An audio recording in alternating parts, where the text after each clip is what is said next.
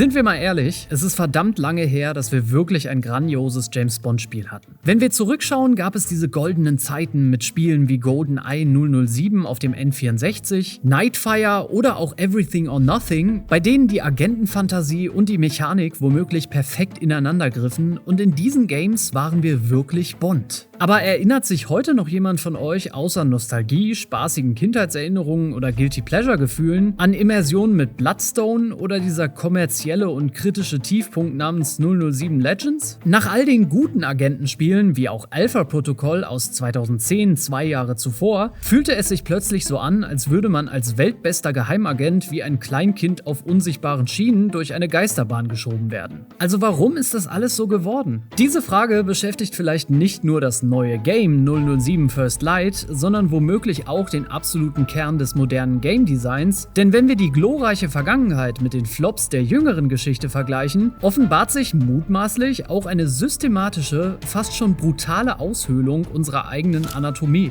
Denn ja, wir drücken in diesen neueren Games zwar noch Knöpfe, aber echte Entscheidungen, bis auf in Ausnahmen wie Baldur's Gate, Disco Elysium oder Detroit Become Human, treffen wir oft nicht mehr. Wir konsumieren meistens einfach passiv einen Blockbuster, aber wir erleben eben keine Spionagefantasie mehr. Und genau hier liegt der Schlüssel, denn es gibt eine feine, aber extrem oft ignorierte Spannung zwischen dem Anschauen eines Films und dem tatsächlichen Spielen eines Videospiels, und wenn Entwickler diese Grenze überschreiten, bricht die Illusion oft halt krachend zusammen. Das ist im Prinzip genauso wie wenn wir in Fallout 4 nach unserem Sohn suchen sollten, aber erstmal 100 Stunden die anderen Teile des Ödlands durchsuchen. Oder wenn wir mit Lara Croft in Zwischensequenzen weinend zusammenbrechen, nur um danach hunderte Gegner auf einmal wegzumähen. Stichwort ludonarrative Dissonanz. Dieses Phänomen haben Game Designer wie Clint Hocking, der den Begriff erstmals bei BioShock einsetzte, auch schon öfter aufgedeckt. Aber wenn die Industrie durch diese harten Daten ja eigentlich genau wissen müsste, dass uns diese spielerische Bevormundung massiv abschreckt, warum tappen Entwickler dann mutmaßlich immer wieder genau in diese Falle?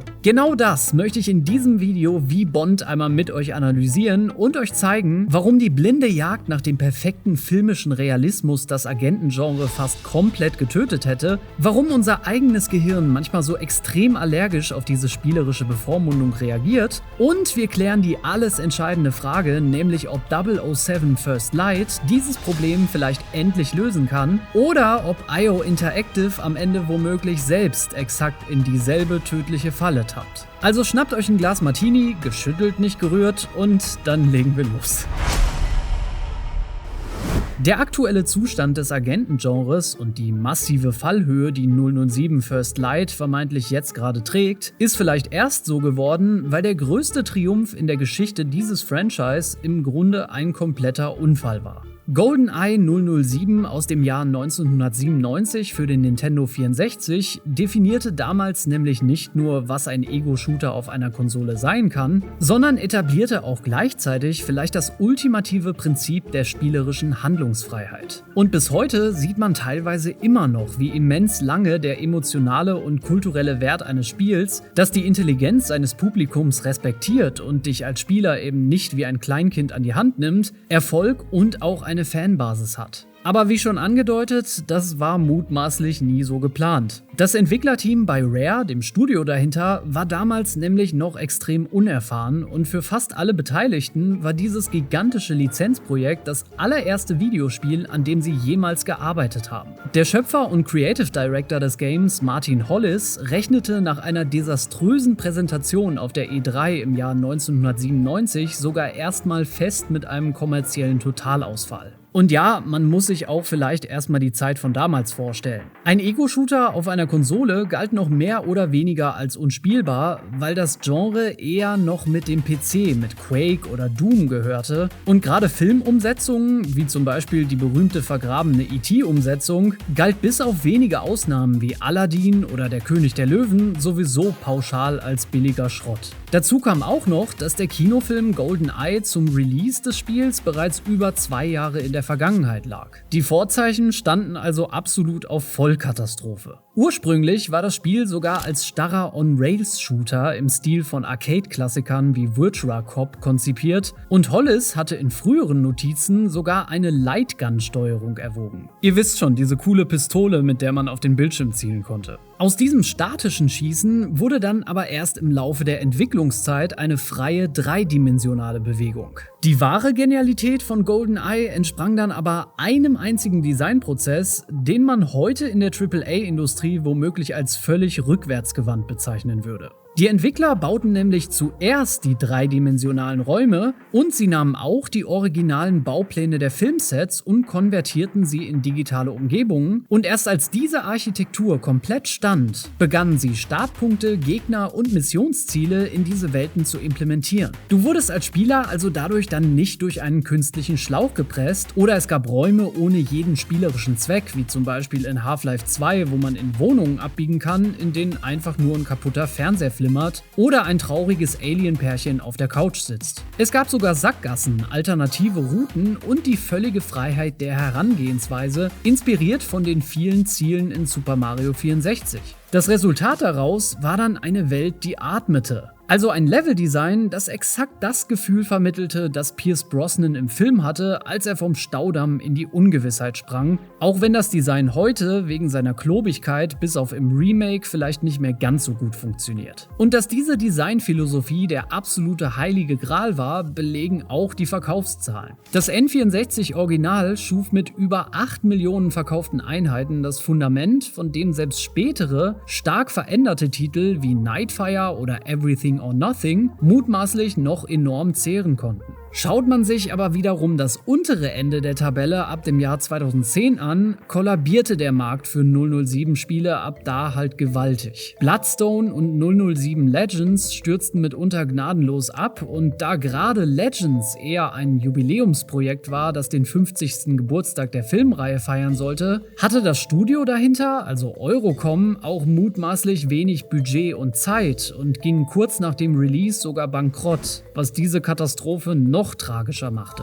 Aber auch diese Legende war womöglich eher durch ein bestimmtes Designvirus dekonstruiert worden, welches auch unsere Gehirne noch heute auf dieses Phänomen reagieren lässt. Der kommerzielle Absturz der Marke passierte nämlich nicht über Nacht, sondern gipfelte einfach nur in diesen Releases von Bloodstone und 007 Legends mit gerade mal 1,24 und bei 007 Legends gerade mal 0,78 Millionen verkauften Einheiten. Die Industrie jagte nämlich womöglich, angetrieben vom damaligen Call of Duty Hype, auch so wie heute noch einem Phantom hinterher. Dem ungetrübten filmischen Realismus. Spiele sollten ab einer gewissen Zeit nämlich einfach gerne aussehen wie Blockbuster-Kino, und Entwickler wollten nun mal womöglich auch die explosiven, perfekt choreografierten Actionsequenzen der Daniel Craig-Ära exakt nachbilden. Dieser ganze Drang nach visueller Perfektion raubte uns ironischerweise aber exakt das, was das Medium Videospiel erst so besonders macht, nämlich die Kontrolle. Für Entwickler funktionierte das Ganze nach einer Domino-Logik. Bessere Grafik ermöglichte mutmaßlich bombastischere Inszenierungen, und um diese Millionen-Dollar-Explosionen im perfekten Kamerawinkel zu zeigen, mussten die Entwickler eben auch die Kamera kontrollieren.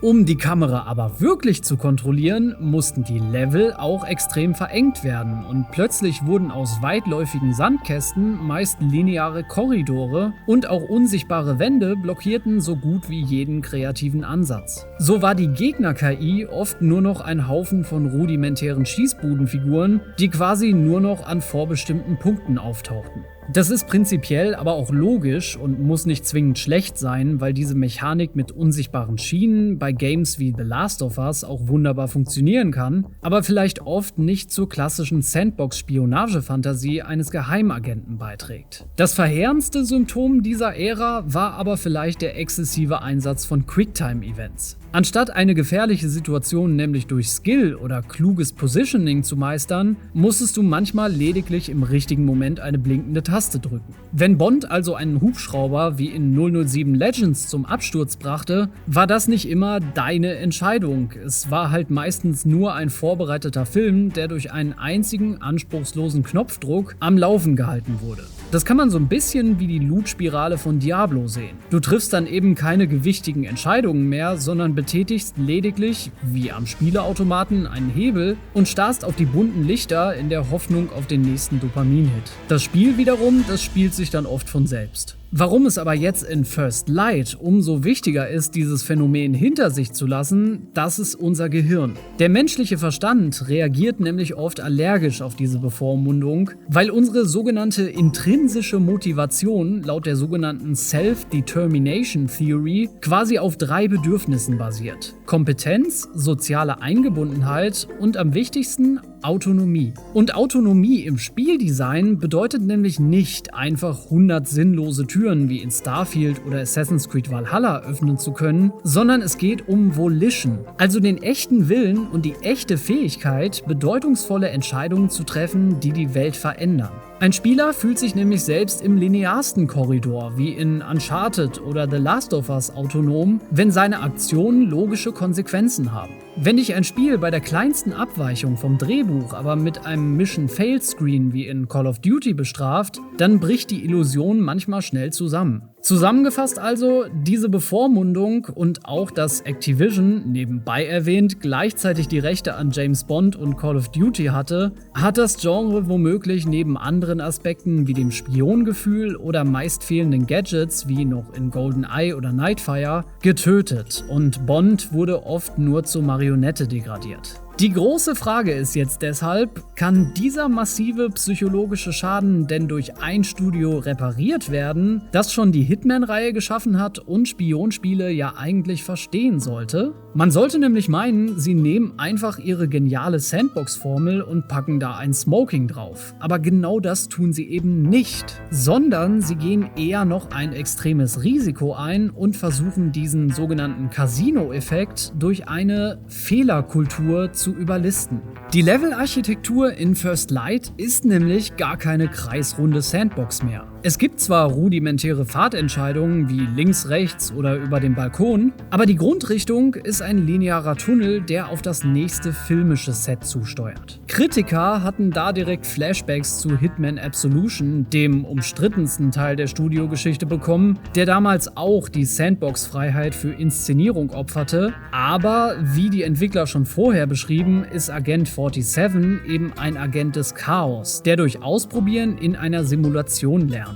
James Bond dagegen lebt von der Richtung vorwärts, also Bond wartet nicht 30 Minuten in einem Schrank, um Laufwege zu studieren, und hier versucht IO Interactive genau deshalb einen Spagat, der die Mechanik von Hitman mit dem filmischen Bombast von Uncharted und dem aggressiven Nahkampf der Batman Arkham-Reihe verknüpft. Die für mich faszinierendste Neuerung ist dabei die sogenannte Bluff-Mechanik. Normalerweise bedeutet entdeckt werden in einem Schleichspiel ja oft eigentlich einen harten Missionsabbruch oder ein lautes Feuergefecht, bei dem du meistens chancenlos stirbst. First Light durchbricht das aber mit einem Bondometer, also einer Art Instinktleiste. Wirst du also ertappt und dieser Meter ist voll, dann gibt es kein Schussduell, sondern du aktivierst den Bluff und Bond liefert dann eine humorvolle, typisch britische Ausrede. Du musst also auch nicht unbedingt cheaten, sondern der Bluff kauft dir ein kurzes, extrem wertvolles Zeitfenster und in diesen Sekunden musst du reagieren. Das ist dann das soziale, elegantere Gegenstück zum klassischen Münzwurf aus Hitman.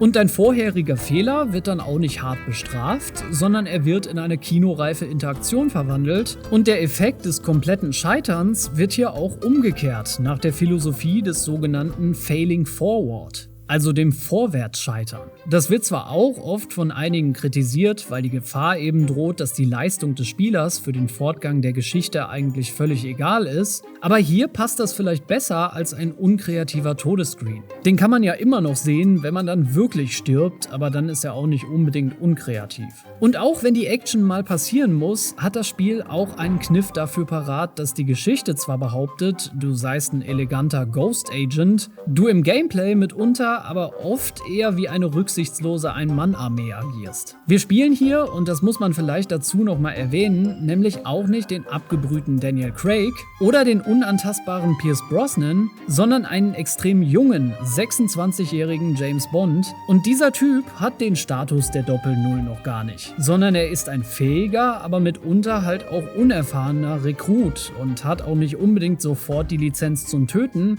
weil man sie wirklich nur als Notwehr einsetzen sitzen darf. Die Geschichte verzeiht dir deine spielerischen Fehler also auch, weil dieser James Bond eben selbst noch unerfahren ist und das passt ja dann auch zum Charakterbogen. Aber das Studio geht dieses Problem auch mechanisch an, durch sogenannte Forced Escalation, also gezwungene Eskalation, weil dich das Spiel mitunter an vorbestimmten Punkten auch manchmal völlig bewusst aus der sicheren Schleichdeckung reißt, damit das Chaos ausbricht. Denn sind wir mal ehrlich, erst wenn die Kugeln fliegen, können auch mitunter die teuren Gadgets oder Fahrzeuge ihre volle emotionale Wirkung entfalten. Die Reise von den leeren, freien Räumen in GoldenEye 007 bis zu den streng durchgetakteten Korridoren von First Light ist also vielleicht weit mehr als nur die Geschichte eines Franchise, sondern auch mal wieder ein Spiegel der gesamten Videospielindustrie. Der spielerische Drang nach echter Handlungsfreiheit wurde im Laufe der Konsolengeneration nämlich eventuell auch von einem fast schon zwanghaften Verlangen nach filmischem Perfektionismus aufgefressen und die vielleicht schweren Fehler der Vergangenheit machten uns mitunter vom Agenten zum bloßen Zuschauer. Und trotzdem bleibt diese Spannung zwischen dem Zuschauen und dem Spielen trotzdem noch ungelöst. Denn diese unsichtbaren Schienen sind jetzt vielleicht durch geniale Dialoge eleganter verborgen und auch mit britischem Charme verziert, aber sie bestimmen eben auch immer noch den Kurs. Ob das aber jetzt wichtig oder eben unwichtig ist, das entscheidet sich womöglich nur an einem einzigen Punkt. Und zwar, ob du nach dem Abspann das befriedigende Gefühl hast, das Drehbuch durch deine eigenen Entscheidungen mitgeschrieben zu haben oder es nur stumm abgelesen hast. Denn am Ende geht es nun mal wie immer um den Spaß am Spiel. Aber jetzt seid ihr dran. Habt ihr 007 First Light schon gespielt und lebt sich euer neues Agentenleben gut? Oder habt ihr vielleicht schon alle Martinis getrunken und möchtet eher den Sommer genießen, anstatt euch in eurem Zimmer einzuschließen? Und was macht für euch die Perfektion eines echten Storyspiels aus? Schreibt mir das gerne in die Kommentare, ich lese das wie immer sehr gerne. Und wenn ihr diese Stimme hier jetzt noch nicht genug gehört habt, dann habe ich euch hier auch noch meine Analyse zu Diablo verlinkt. Da sprechen wir nämlich mal über die Psychologie hinter dem Game und warum man denn eigentlich überhaupt nicht aufhören kann und auch nicht soll. Wir sehen uns drüben oder auch im nächsten Video und haut rein!